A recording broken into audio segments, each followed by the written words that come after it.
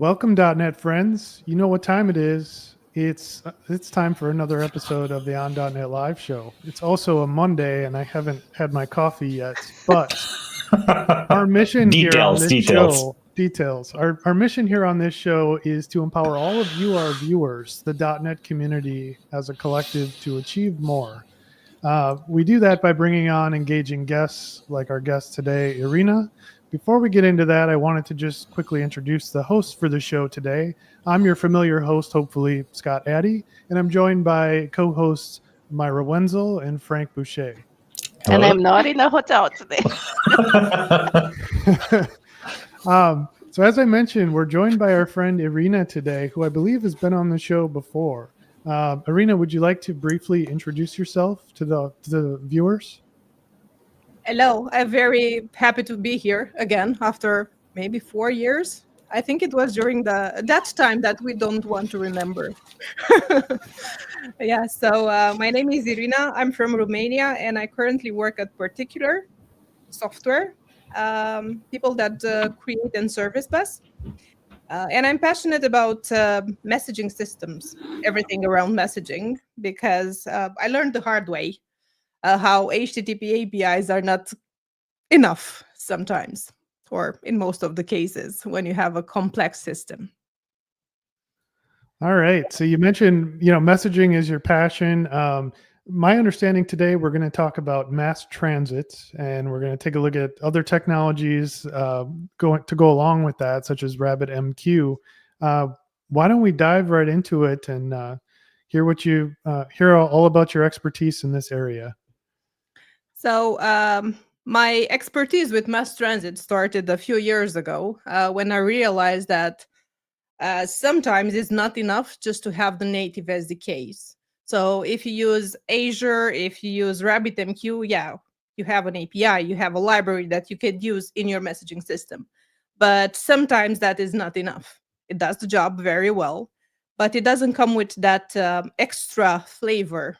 It doesn't have the outbox pattern out of the box, or sagas or any other complicated patterns. So I realized that, well, there are better ways. And back in the days, MassTransit was open source. And we all know that people and companies are preferring open source for their projects because of many reasons that we won't get into.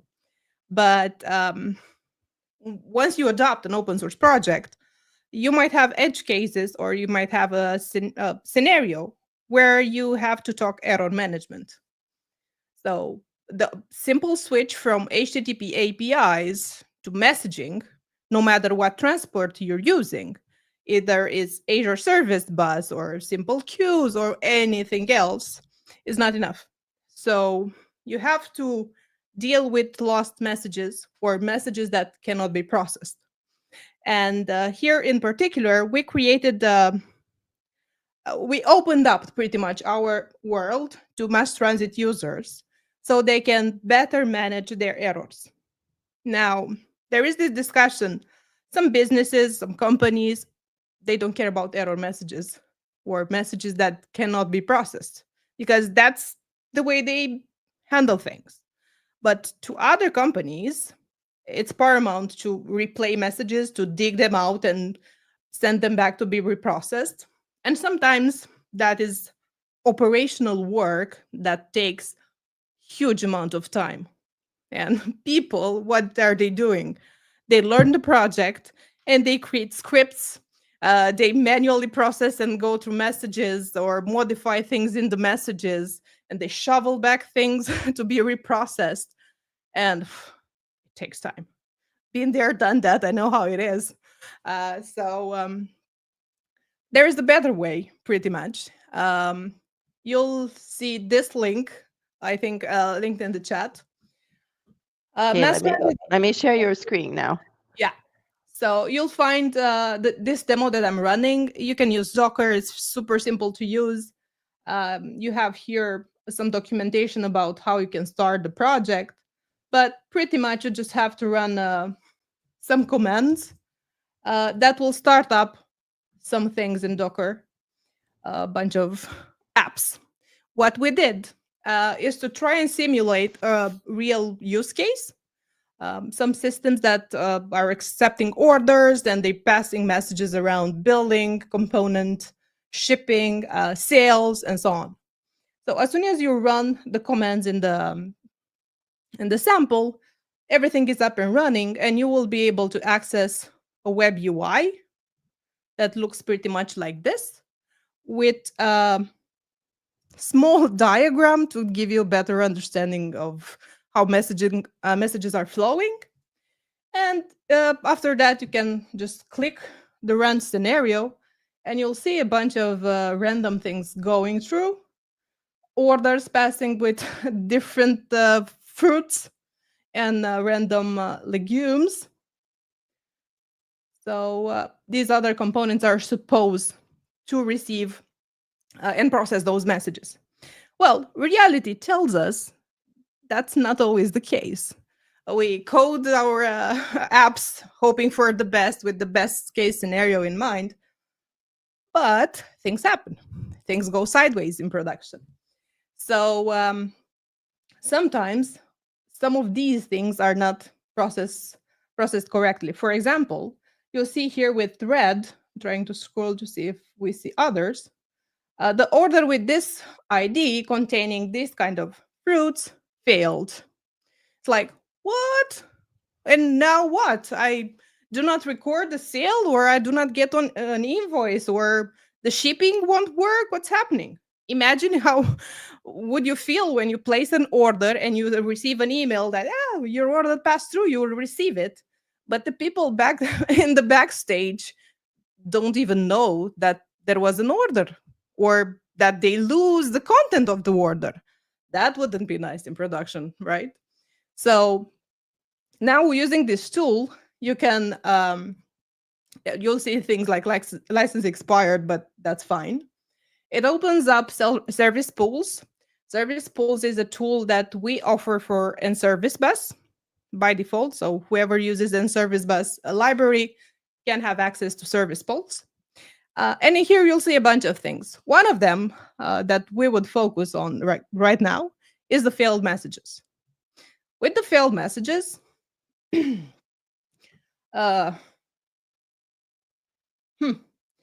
let's see. We're going to extend our license and see what's going on in there. Some changes happened, but let's look in the RabbitMQ. Demo gods are just tested. It wouldn't be a live demo without some surprises, right? Exactly what I was about to say. Like, that's how you know it's live. It's not working perfectly. It's totally fine. Perfectly. That's an statement. So let's see how this behaves. Yay, cool. Been there, happened that. So let's see how RabbitMQ is behaving. And meanwhile, I'm going to try to debug to see what happened since I tested this like half an hour ago. Is it running on your, yeah, okay, I see it on your local machine. Okay. Yeah, so local host this. And I guess I'm gonna make a fool out of myself and just show you a demo recorded out of it. Okay, so how is this working? Pretty much whenever we're using RabbitMQ, you'll see, with MassTransit, you'll see a bunch of queues and a bunch of paired queues, a pair of queues. It's the name of the queue _error. So from there, you'll notice that pretty much everything that's not possible inside your system, it will be there in the error queue. So let's try again. I'm gonna maybe try and remove this. So just to set the context, Irina, of what your demo contains, you have... Yeah, or that, even better. No, just to like just give like an overview of the architecture of what you have there. Like, so you have a RabbitMQ, a MassTransit, like what else you have? Docker. Okay. So we have RabbitMQ that is used as a transport. This is one example. You can use Azure ServiceBus as well. So if you're familiar and you're using the Azure infrastructure, you might as well use that. It will work just fine. So what happens in Azure ServiceBus, for example, you just go there and you'll see a bunch of errors. Well, the thing is, whenever you want to extract things from the Queue Explorer, so I'm going to look here. There is this tedious work of picking through messages, looking at those, looking at the message body, editing them, and resending them to be processed. That's the thing that we're trying to not to do, right? Yeah, it's not impossible. It's not hard. But if you have a numerous queue, well, wish you luck, right? So with this, we're going to expose an interface in which you're going to see all the failed messages, no matter what transport you're using. So you'll see messages grouped by different groups. Exception type and stack trace is the default, but you have others that you can select from there. You can even sort them. And that makes it super easy for you. If you have, I don't know, several consumers with different names, it's easier to spot what it failed and where you can basically retry them. So what you can do is to request a retry for an individual message based on the things that are there. You can delete an entire group. You can add notes. Maybe you want, I don't know, an admin or something to look at those and you just scouting through them and you add notes for someone else to review. That's super useful. Or in case of deletions, for example, you can store the deleted messages for later. So you won't lose them. You will keep them for 7 days, or you can change the number of days that you keep them in there. But well, this way you're on the safe side. So if you mistakenly delete something, you're safe. Otherwise, you won't have any way of recovering that message. And I think it's very important. For mission critical systems, that's a very good thing to have. And you won't have it by default, either with RabbitMQ or other transports. Is there so it's a soft delete. Is there a limit of how many days or? Yes, by default it's 7, but you can configure that. So could you put never expire? I don't see that as a good approach. I was just thinking, I was I thought it was a nice touch that it's configurable. Yeah. I was just wondering how far can we push it? Basically, you'll end up with a pile of messages, deleted messages, like a recycle bin. Okay, that's fine. Space, pretty much, right? So okay, so it's super flexible. I like that. Okay, cool. It is. It is. Other things that you could do is just go and look at the message itself. You can see, for example, the stack trace. You get the stack trace in different transports, but in here it's easier to spot pretty much what happened because, well, when a message goes to an error queue, it's a processing error. I don't know, something is malformed or your business logic is not fit to process that message. Something happened, right? So then you have to look at the stack trace or maybe analyze the headers or even look at the message body. And from there on, you have to tell, okay, oh, this property is wrong, and you have to edit it and then retry the message if that's the case, right? Or maybe you want to export it, so you pass along to someone else that doesn't have access here, and you just simply want to take the JSON and pass it through other systems. I don't know. Or my favorite is the edit and retry, in which you'd get an interface with fillable fields, where you can simply just edit the values and just push everything for retrying. You'll see that you get endpoints where it failed with the ports and machines that were supposed to process those. That's also very important because I know some companies have huge projects. They have virtual machines hosted in cloud, and they manually manage RabbitMQ nodes, for example. and they would have to spot easily where the message was failing, right? And is this UI that we're looking at, is that MassTransit? No, that's you. That's it, the UI that I cannot apparently get to work now. The Okay. service pulse. ServiceBus. Okay. Yeah. So if I'm gonna be able to, if not, I'm gonna direct to a video that is already linked in the GitHub repo.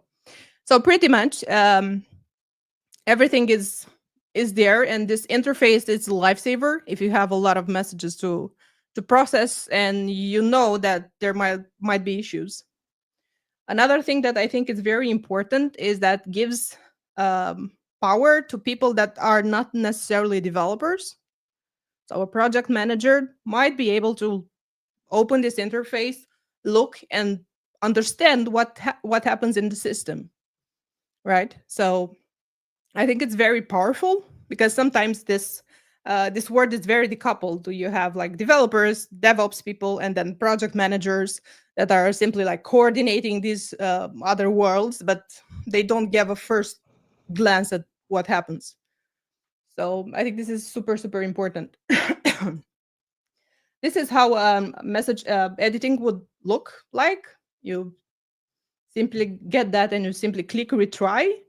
And then you would get a notification that, hey, this was retried or failed again. Why not? That's also a possibility. But other than that, I think it saves people a lot of precious development time. I mean, why spend time processing messages one by one, retrying or shoveling them to different queues when you can like spend that time elsewhere developing features? So there's a link here. Chris Patterson demoed this too. So he showed how this works.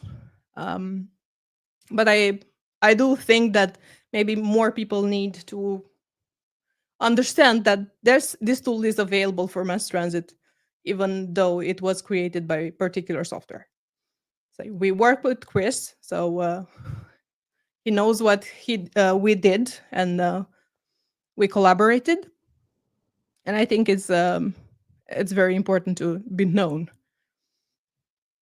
That seems really cool. Like I've never worked with a system that needs to process messages like that, but it seems like that's kind of like real time. Like if you have e-commerce or like maybe something that is like really, really real time and where you have to Yeah. process all these messages, and like having something to retry or investigate what's failing seems really cool to have that UI.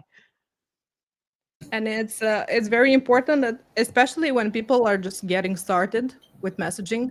I mean, there is a knowledge, not necessarily a knowledge gap, but there is a learning curve when you switch from HTTP APIs to messages. So I know I've been there, so I did mistakes. So I know exactly how you do not understand exactly that if you messages will be pushed there and reprocessed twice, at least once. Yeah, depending on the transport, messages are sent, delivered at least once. And sometimes, if you're not very careful when you process those messages and you're not aware that they are delivered at least once, things might go sideways. Because it's hard to like design your consumers so that the processing is idempotent. Because, well, with GET, we did GET requests over and over again, and we knew for a fact that nothing bad can happen. But with the processing, when you also save the things in the database, well, things might not be like that. You have to explicitly make the processing idempotent. So it's not always easy to achieve that. So I think kind of the next step, what I envision a lot of our viewers are thinking right now is, show me the code. What does it look like in code to implement all the goodness that you just shared with us? So basically, in code, if you just want to implement everything, you could also like run the solution You'll see the same components separate as separate projects. You'll see here billing is nothing else than program CS that has MassTransit that sets up the transport. You'll see the messages that are nothing fancy, just classes that get passed around with order IDs and different contents. Same here, placeholder command. So record simple C# classes.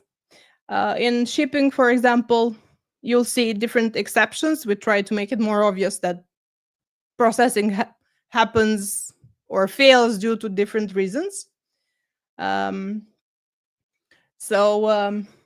see consumers, for example.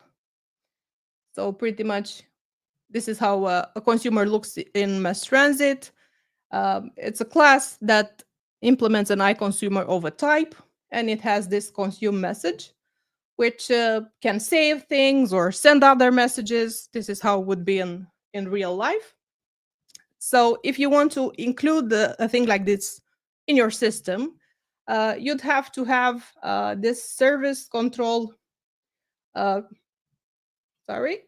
misclicking, MassTransit connector running, and you'd have to have some environment variables pointing to your connection strings or credential for RabbitMQ. If you already have a hosted instance, it's just documented in the GitHub repo. You have here try retries of your systems, and you'll see view instructions for both of them.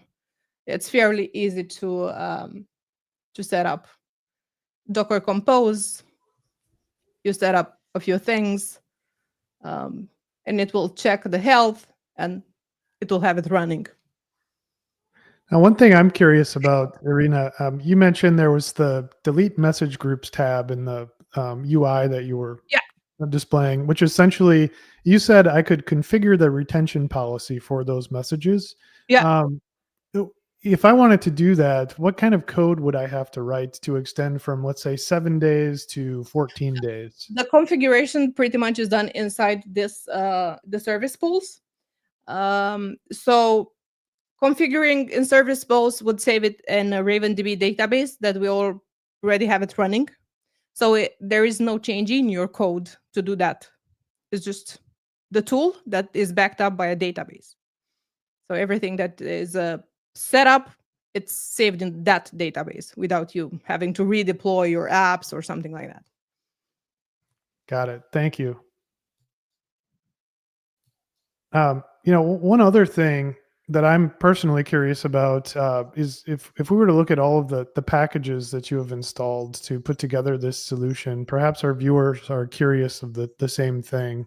MassTransit would be one dependency you have, but what else? So MassTransit for different transports, pretty much nothing fancy. It's just a console app, worker process. This is how the MassTransit terminology. The library that takes care of that transport, so either RabbitMQ or Azure ServiceBus Core or Amazon SQS. And pretty much that's it. So pretty much you reference the messages because all these consumers need to know how the messages look like. So another class library that contains these simple classes. And pretty much that's it. Code-wise, there's nothing that you have to do, right? You have to specify indeed where your MassTransit lives, pretty much. What transport is backed up and what are the connection strings. So MassTransit, add consumers, and in here, set up transports. If it's RabbitMQ, we will read the environment variables with usernames, vhost, and stuff around that. The same for Azure ServiceBus. Get the full path, it's an environment file, connection string, and you're done. The reason we created this for in a container is just because people are starting to adopt more and more the containerized option, and it's easier to manage. Right, everyone can spin up a container in the machine somewhere, right?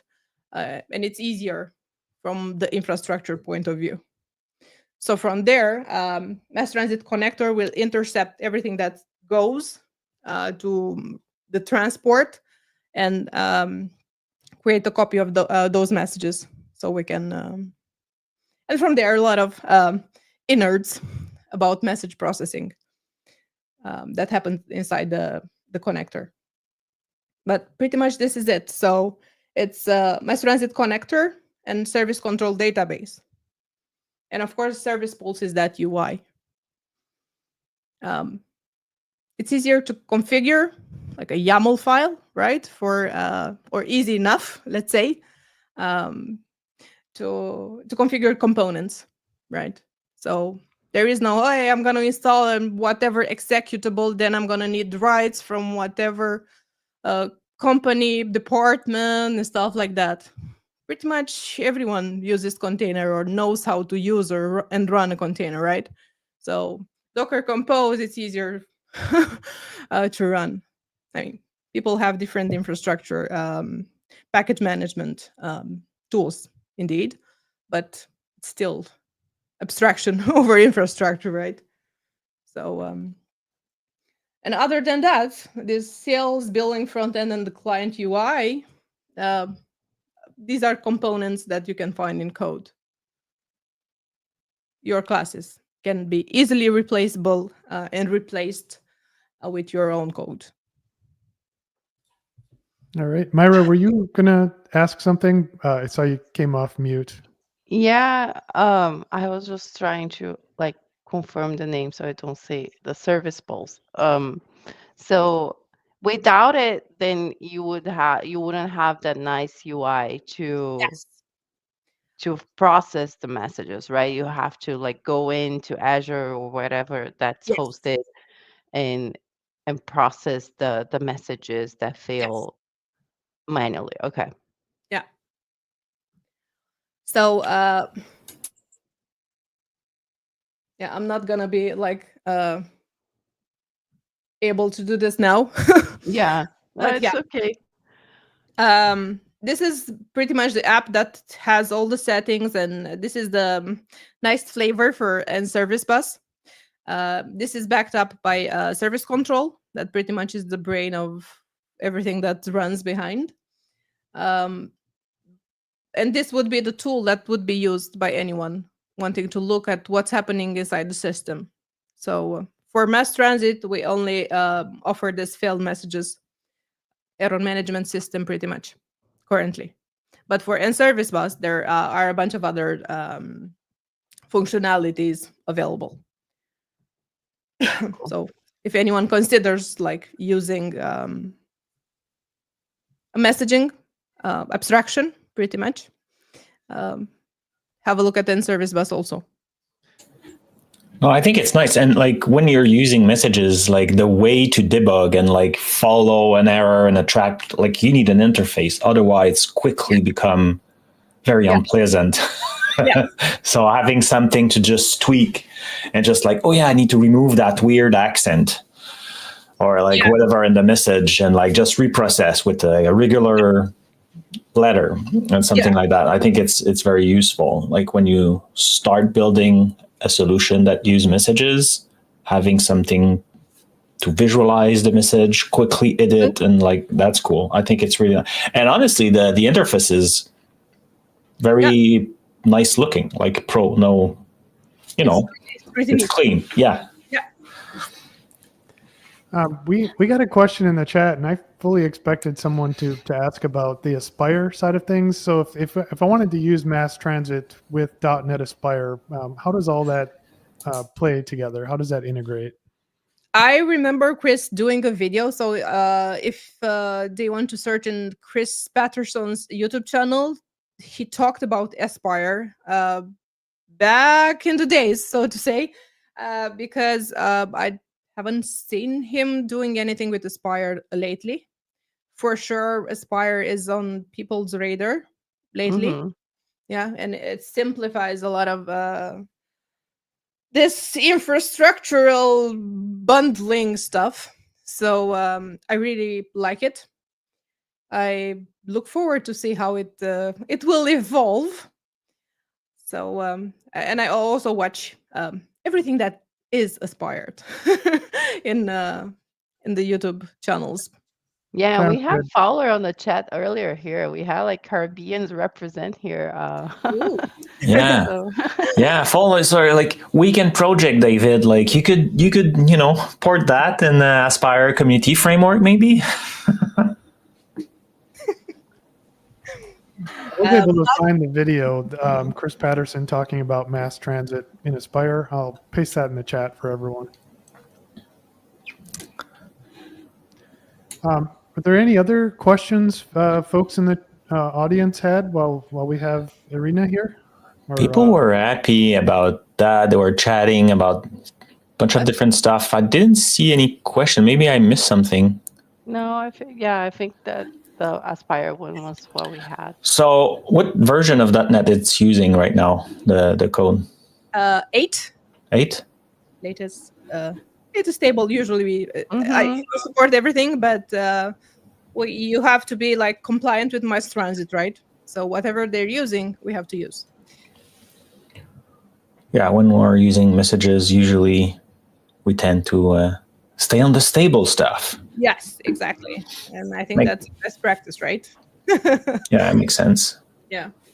Yeah, and 10 is coming in November. Oh yeah. So excited about that. It's true. It's true. It's true. all right. Yeah. I guess one more question I have. Let's say I've never used mass transit before. Seems super interesting. Maybe I see a use case for this in some application I'm working on in my day job. What is a really good resource I could go to learn how to get started with mass transit? Well, there's masstransit.io, which is the website, MassTransit official website, and maybe my course on Dome Train about MassTransit. All right. I believe you shared a link to the Dome Train Yes, just author page.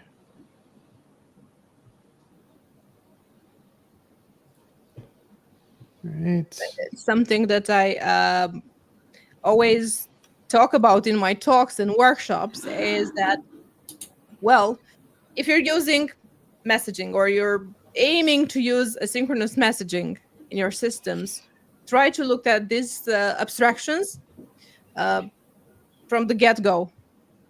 I don't know, 10 years ago, I wasn't aware some of these existed, and my life wasn't so easy in managing like the infrastructure. As a developer, why would I know how RabbitMQ handles things, right? I'd better rely on conventions and let a library create, I don't know, queues and route messages to error queues. I don't want to know that as a developer. I just want to develop features, right? So this is where these abstractions come very helpful. Abstracting away the infrastructure and rely on conventions. And of course, if you want to use something that is not set by the convention, you can customize if you want something extra. But other than that, it's just, okay, what do you want to do? Is just send messages, cool. And what you want to do at the other end? Process those messages. I don't want to create manually queues and send and whatever headers and stuff. That's hard. It's like, I send, I receive and process, right? And I do my business logic. But yeah, it wasn't fun. Plus, the code tends to be, let's say, not easy to manage when you use directly the infrastructure SDK. Do you want to take do a step back and just like talk about when or the scenario where like messaging will be useful? Maybe That was our exactly audience. my question, Frank. Like, I was thinking, like, what are the use cases where you see mass transit being used, and like what kind of scenarios? MassTransit, I think it was used because, as I mentioned, it was open sourced. I mean, open source community was thriving at a point, and people rely heavily on the open source projects. And then later they were disappointed that these got commercialized. Well, I think we need a healthy environment, right, in software industry. When do you use messaging? When HTTP is not enough. And I could talk for days about why HTTP is not enough, right? Because we only get one pattern, like request response, and that's the only thing that we have. We might think that we get asynchronicity, but we actually don't, given the fact that HTTP protocol is synchronous by nature. You do a request, you wait for a response back. We're lucky to have syntactic sugar in C#, but overall it's still synchronous, right? So we're aiming to decouple our components. And with HTTP API, you cannot decouple them. You have to exactly know who is your server and like the IP, the address, the domain, something. You have to know who it is, right? So when you do request, you have to know where are you calling, pretty much. And the server, on the other hand, knows who does the request. Well, if you want to decouple, you cannot, because you have to know at all times who are these two components, right? Well, with asynchronous messaging, you have now not endless, but more possibilities. You can publish a message, which would be like making a request in real life. And at the other end, you don't care who's going to process the message. It can be one single component that processes the message. It can be 3, 10, 20. You don't care. You just send the message and pretty much you know that the message will be processed. And now the systems are decoupled. Not only that are decoupled, are temporarily decoupled. With HTTP, you need both systems to be up at the same time because, well, otherwise you'd get a timeout. With asynchronous messaging, you don't need that. One system might be down at a point, but you won't lose the message that was sent. It will be there in the broker. Or if you're using the outbox pattern, it is saved also in the database. So when the component that is supposed to process that is back and running again, it will receive the message and it will process the message. Successfully or not, we do not know, but you won't lose the requests.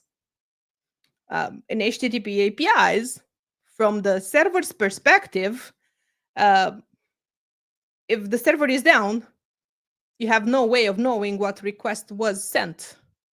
It's just everything is in vain. You lose everything, right?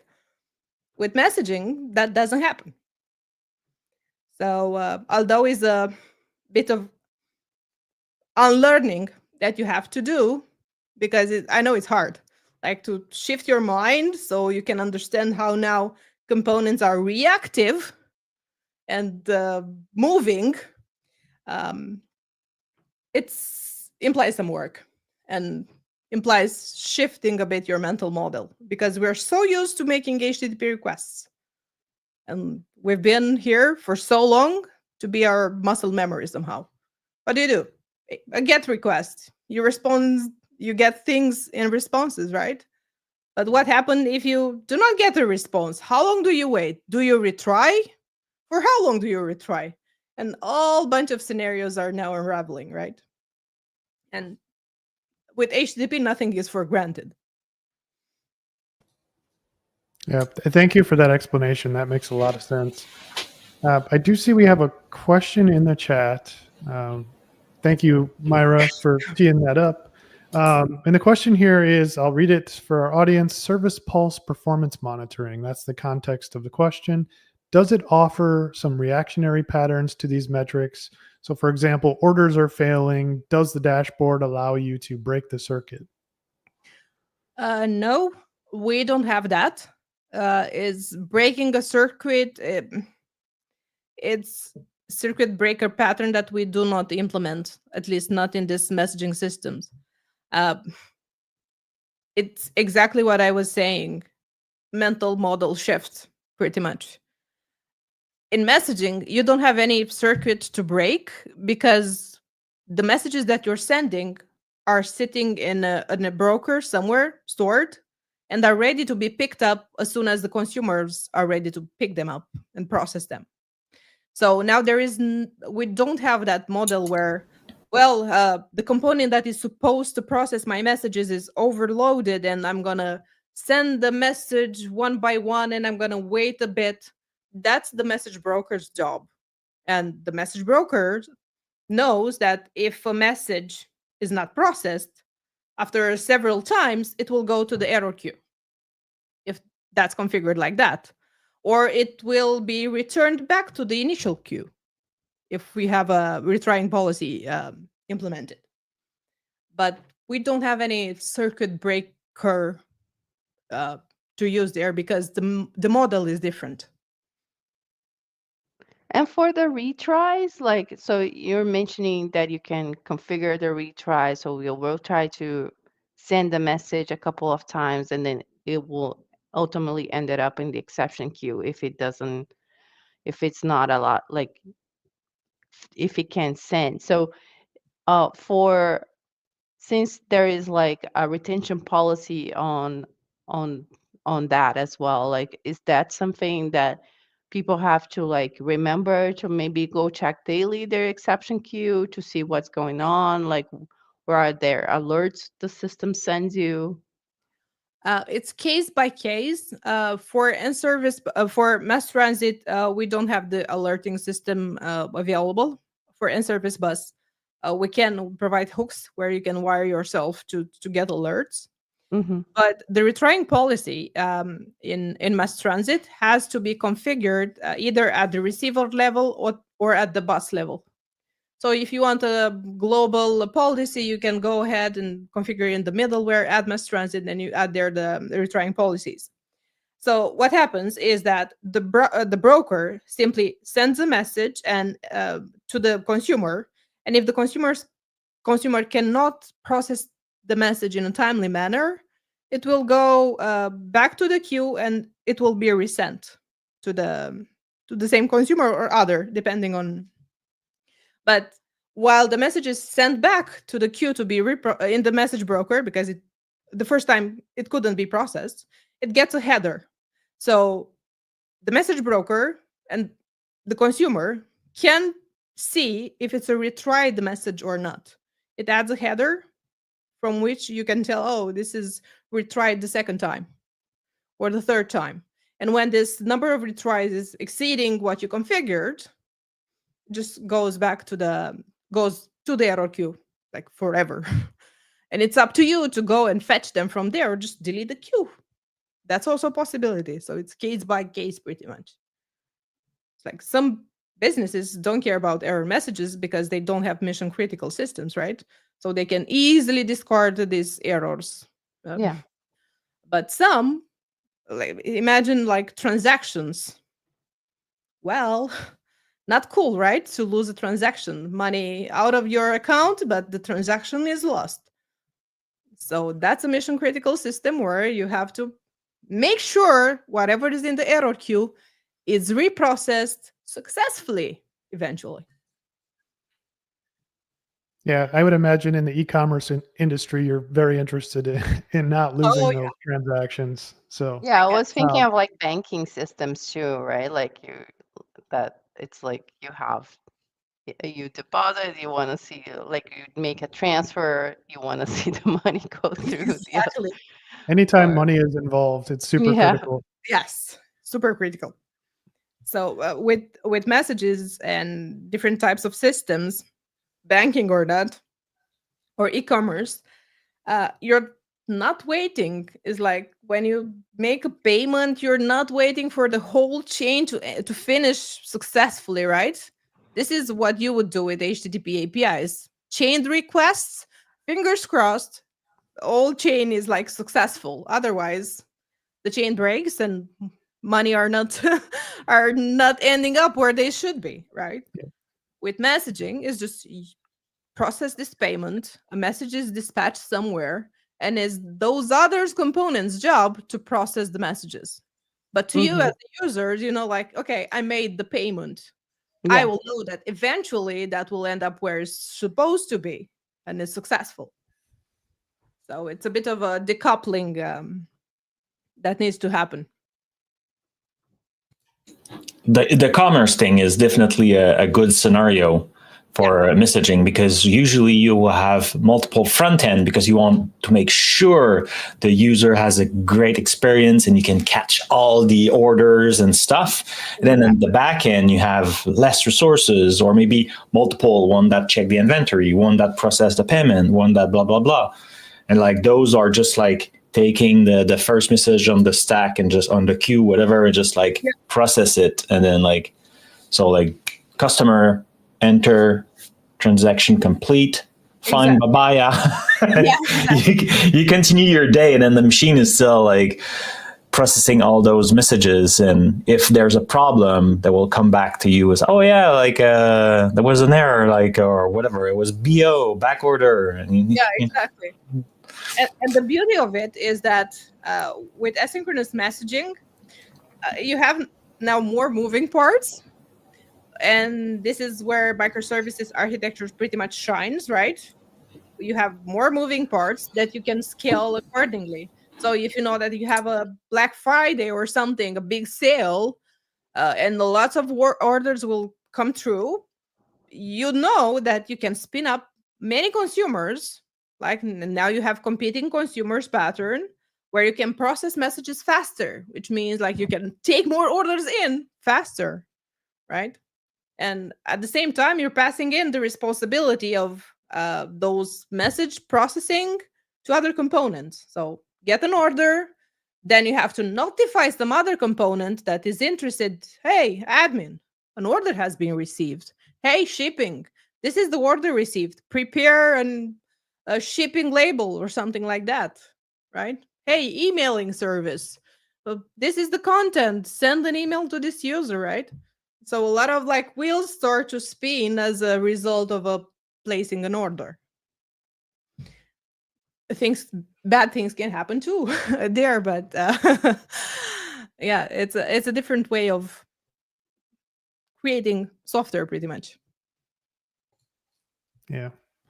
It feels like we're in a good place to wrap up the show for the day. But before I do, Irina, I wanted to ask, are there any resources you wanted to share with our viewers before we wrap up?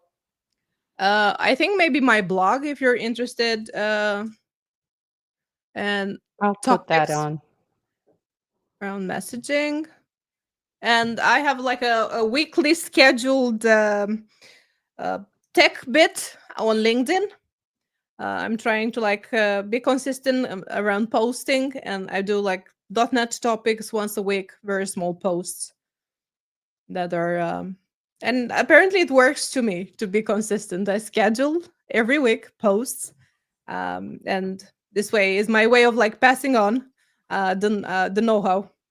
So go follow Irina on LinkedIn to see her show. Yeah, you said weekly. Is it the same day every week that we could expect? No, it's just either Wednesday or Tuesday usually, but I haven't yet decided on a specific day. I know it's once a week, no matter what. It's once a week. All right, that's good. It's a big commitment. Oh yeah, more than I would have imagined when I started. Yeah.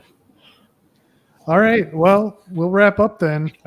Thank you to all of our viewers for joining us today for On.NET Live. As a reminder, today's show was recorded. Go tell all of your friends about MassTransit. Point them to this stream. You can check out past episodes that we've done as well that have been recorded over at dot.net/live. If you join us next week, same day, same time, we'll be joined by Jimmy Campbell. And the topic for the show will be dynamically configuring and deploying your .NET intelligent apps using the options pattern in Azure App Configuration. Hope to see all of you then. And thanks again, Irina, for sharing your expertise today. Thank you for having me.